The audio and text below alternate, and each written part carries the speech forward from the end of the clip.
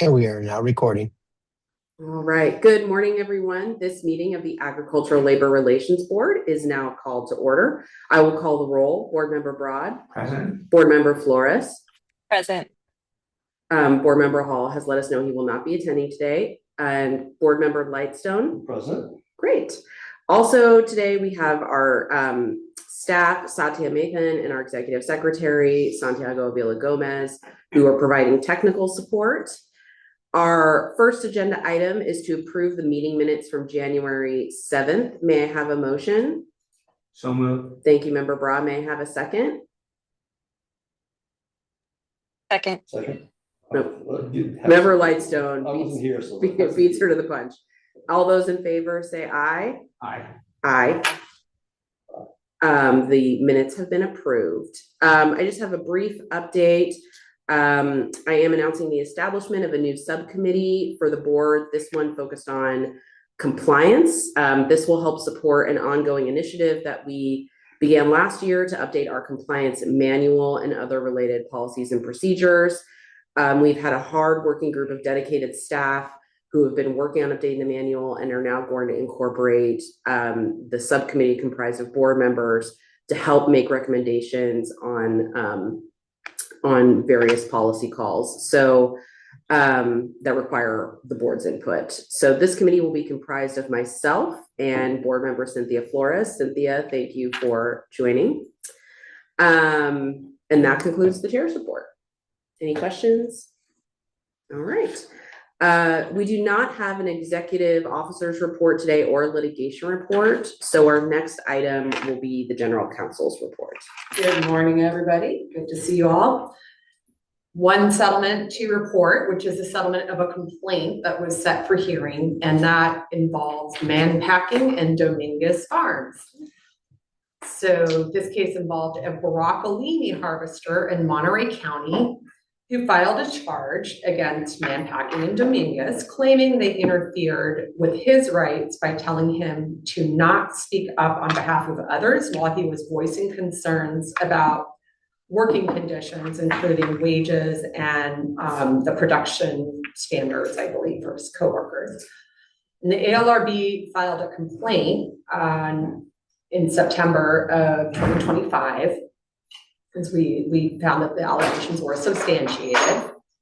And thereafter, a second worker filed a charge against Man and Dominguez, alleging retaliation against herself and others because they participated in investigation of the first charge. And that claimed retaliation included pressuring workers to work faster, scrutinizing their work, and failing to provide necessary equipment.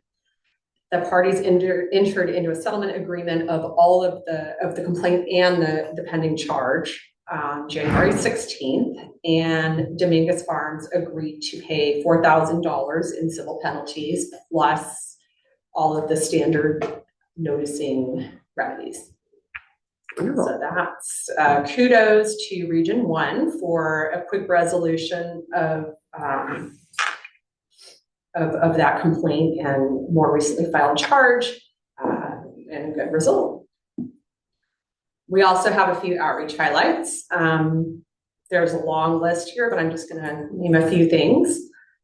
We did and this is just for January thus far. Our staff gave a presentation at a toy drive event on January 6th, hosted by UFW in City of Mecca in Riverside County. They distributed materials and tabled at an RSEP clinic, Rural Strategic Engagement Program clinic, in the city of Thermal in Coachella Valley, Riverside County.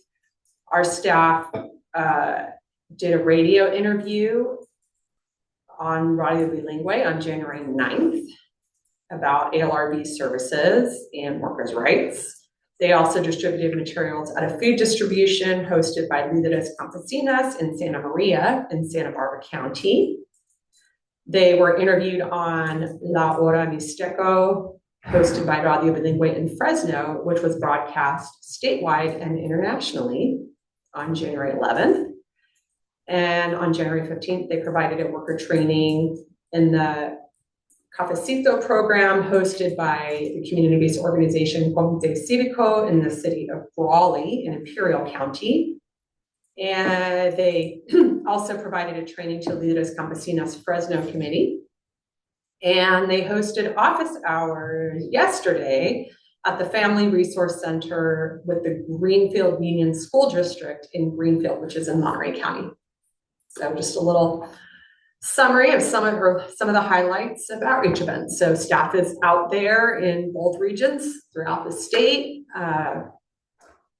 providing information to workers about their rights. And so that concludes my report. Great, thank you so much, appreciate that. Next, we have our administrative services report with our administration chief, Rasha Salama. Rasha? Thank you. Good morning, Chair, members of the board, colleagues, and general counsel. Just a quick update on our January budget. The ALRB budget authority for fiscal year 25-26 is 11.8 million in general fund and 9.8 million in the labor and workforce development fund, 4.3 million of which is for the rural strategic engagement program.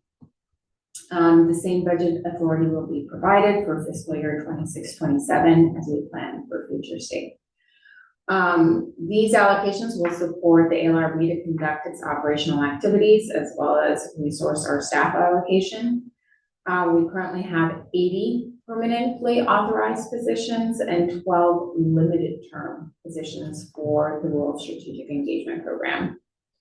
In Governor's January budget, we submitted a proposal requesting 4 positions for the administration division to support information technology functions and human resource functions. We also requested a little over 400,000 to support information technology costs, including overhead costs for the California Department of Technology, which is an oversight agency that has been unfunded, and as such has kind of impacted our operational capacity to implement some of our information technology needs.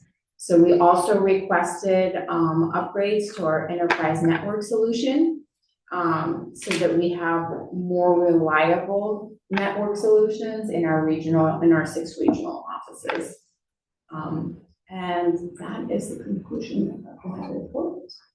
Great, thank you. Look forward to working with you and the rest of the team on shepherding these proposals through the budget process, and appreciate the update.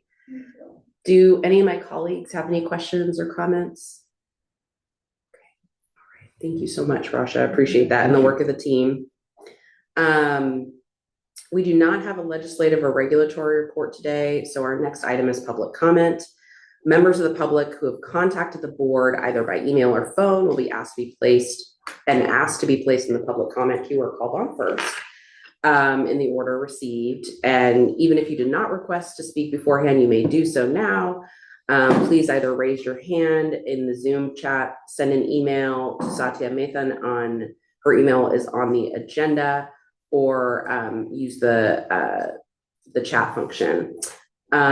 Please note that we ask that you use the chat feature only to indicate that you wish to make a comment. We will not include substantive comments. Substantive comments made in the chat will not be included as part of the record. We also ask that you provide your name and organization if applicable, and that will become an official part of today's record.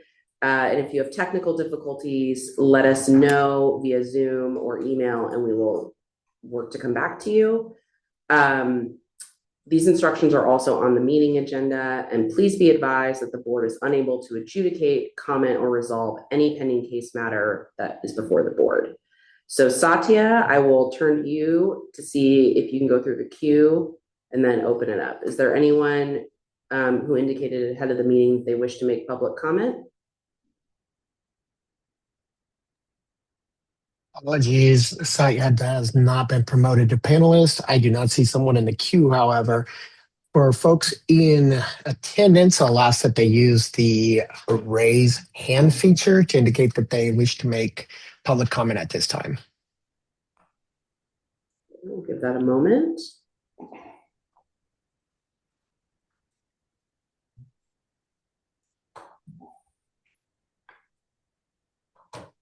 No hands have been raised.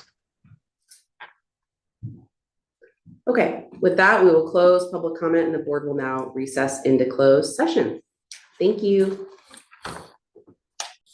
Good